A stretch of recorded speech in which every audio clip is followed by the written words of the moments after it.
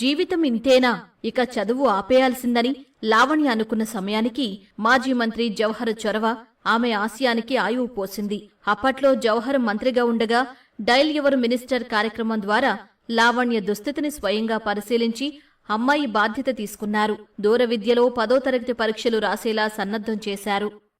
మా సార్ జవహర్ గారు ఒక 5 సంవత్సరాల క్రితం చదువు అయితే మొత్తం నాకు నేర్పించి, పూర్తిగా నీకంటూ ఒక క్వాలిఫికేషన్ ఉండాలి, చదువు ఉంటే సరిపోదు, దానికి తగ్గ ప్రూఫ్ ఉండాలని చెప్పి ఓపెన్ 10th కట్టిద్దామని ట్రై చేశారండి. అప్పుడు ఒక వ్యక్తితో మాట్లాడి ఈ హెల్ప్ చేయాలని మాట్లాడితే ఆయన ఈ అమ్మాయి మంచానికే పరిమితం అయి ఉంది, 2 మనుషులు సహాయం లేనిది తను ఏ పని చేసుకోలేకపోతుంది, చదువుకుని ఏం చేస్తుంది, జాబ్ ఎలా ఇస్తాం ఈ అమ్మాయికి అని చెప్పి మాట్లాడారు.